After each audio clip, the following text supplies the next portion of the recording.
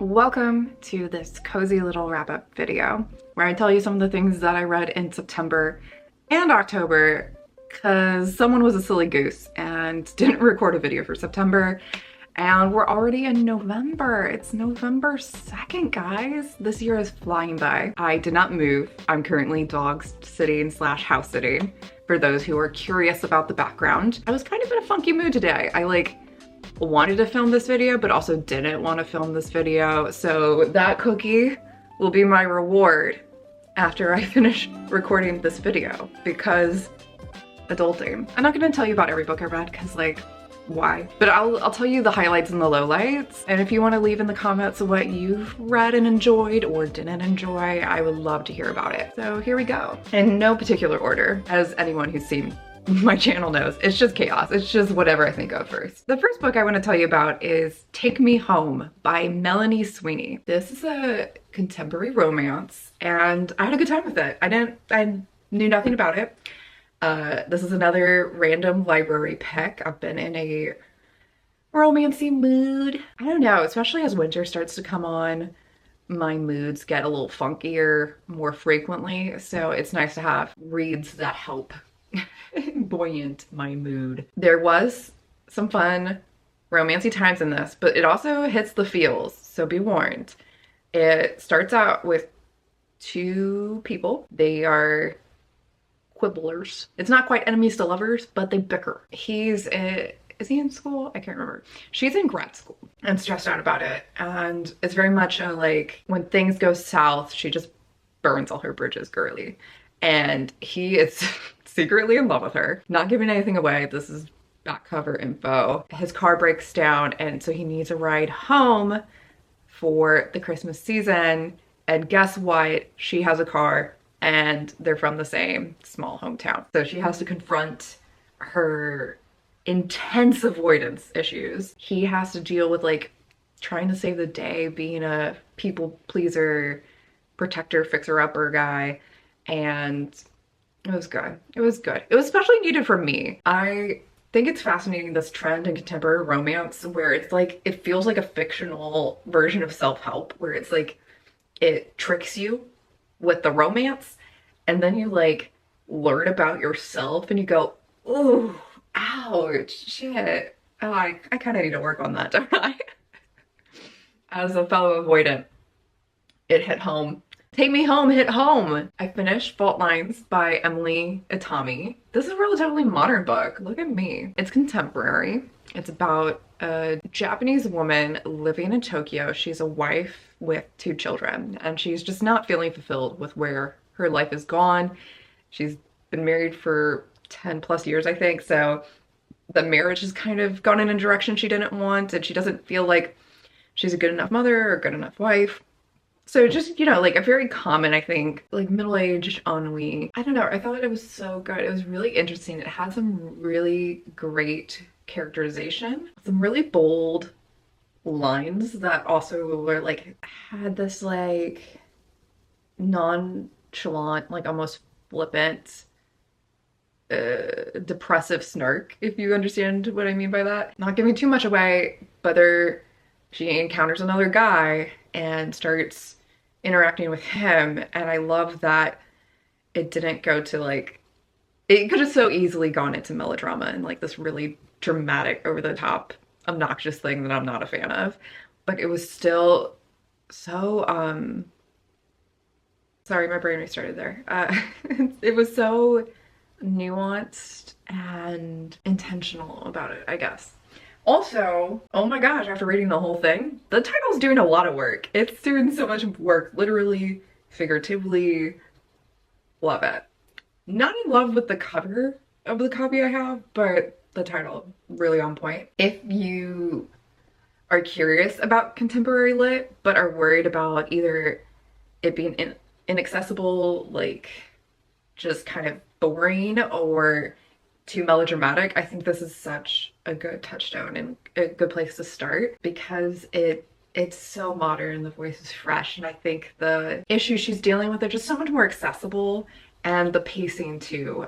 There are, even though it's a very internal conflict ultimately, and there's a lot of obviously reflection going on, things do happen. So really liked it, really enjoyed it. I read a graphic novel called Crash Course by Woodrow Phoenix, and this is like a really interesting thought piece or essay almost about cars and kind of the blind spot we have about how dangerous they are to human beings and how we've created this hierarchy where like the needs of drivers trumps pedestrians, public transportation, all these different things. Very thought-provoking and really fucking depressing, but I think very needed to be said.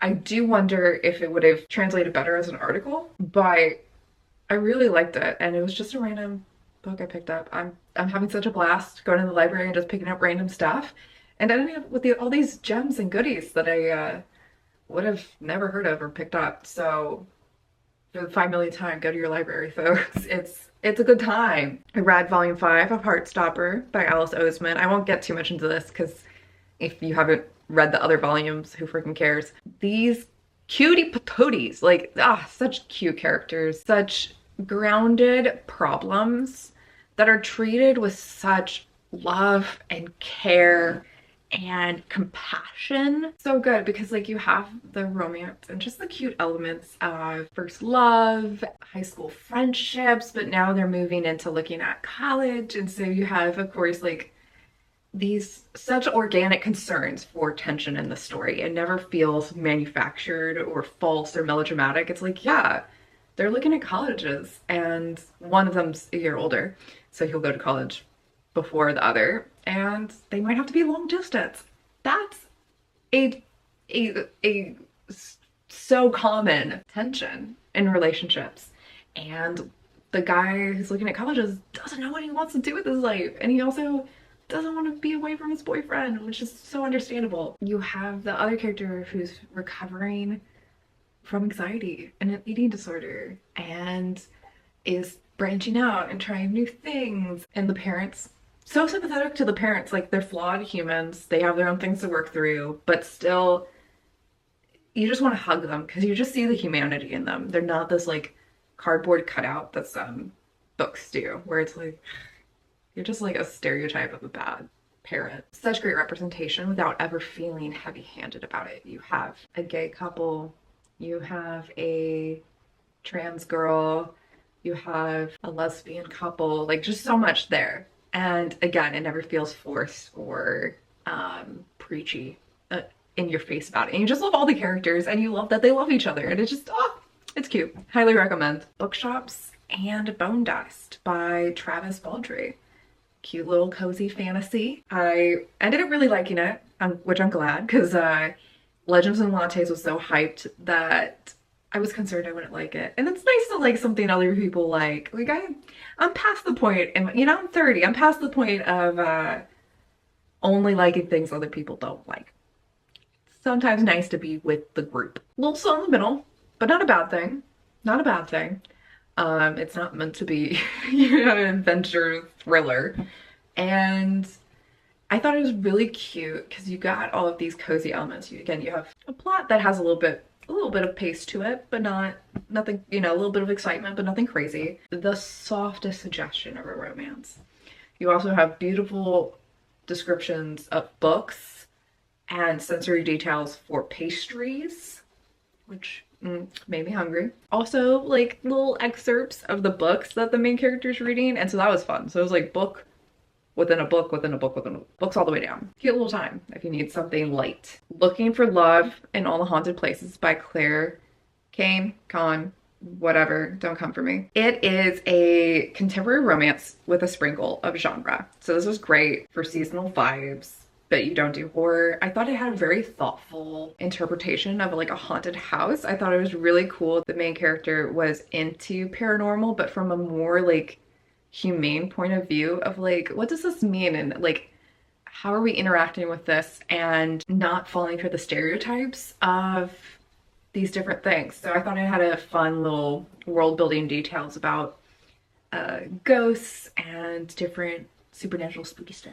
The main female character is Black and Ace, and the love interest is a black single dad. So don't see a whole lot of that. Love me some representation. This book was a good read. It did have some flaws for me. It wasn't perfect, but it was just so consumable. I just, yeah, like it's one of those things where it's like I can forgive a lot if I'm having fun and a good time.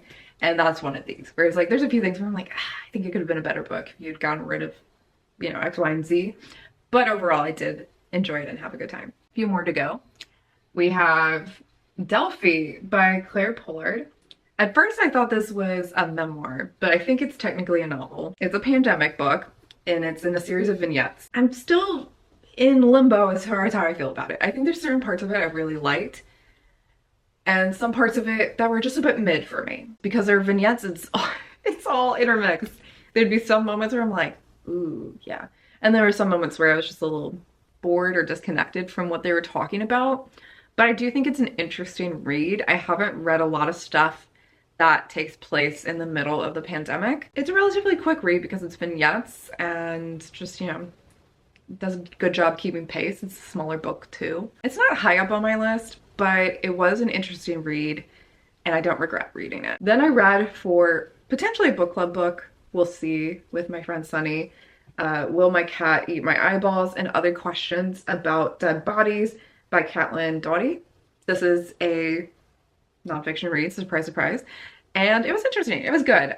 This is the second book of hers I've read and it has interesting tidbits. It does have a very quirky, comical style of writing that's enjoyable, but it never laugh out loud funny for me. It just didn't tickle me that much. It was like, while it had a bunch of interesting stuff, once again, like, and of course, like, this was the whole style of the book, right? Which is that it's a kind of a Q&A. It's like there's a question that she got posed by a child and then she answers it and then there's another question, there's another answer. And but like it, in that sense it just feels a little disjointed. I didn't feel like I really went on a journey with this content. It was just like I read it and then I'm like, okay. And then, you know, like I'm done now kind of thing. And not in a bad way. I wasn't upset about it as I was reading it, but it just didn't leave much of an impact. But the illustrations are really cool. I think the topic's really cool. If you just want to learn a little bit more, you know, quirky details about the human body and death and, you know, burial and stuff, it's a decent time. I DNF'd or did not finish one book, and that is Eileen by Tessa Moshfegh. I got like 50 to 70 pages in, so I gave it a good go. Like I was going to do a book club on this and then I'm like, I'm sorry, I can't. I'm bouncing. I think this would have been better as a short story. It's a very literary character study with an unlikable protagonist, which can work. I'm not against reading something where like the protagonist isn't like the bestest person or the like funnest person. However, my God, nothing was happening. And I can only read so often because like every 5 pages, I felt like there was a line or two that'd be like, this was all before everything changed. Or like, little did I know I would never be here again. And again, those lines can be effective, but only for so long. You can only keep Kelly wrangled on the hook of that line for so many pages. So I bounced. From what I've heard of Tessa's writing, this is very much on par. You have like a really disgusting character and it lingers on the disgustingness. Like you're gonna get talk about just gross details that are like, why? This isn't necessary. And they don't go anywhere. They don't go anywhere. And so again, it's vaguely interesting as a character study. And so if this was like a 10-page short story, I'd be curious.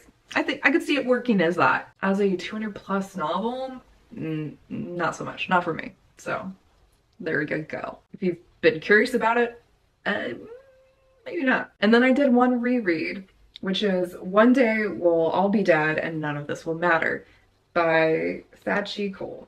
I think that's how you say it because I heard her name out loud once.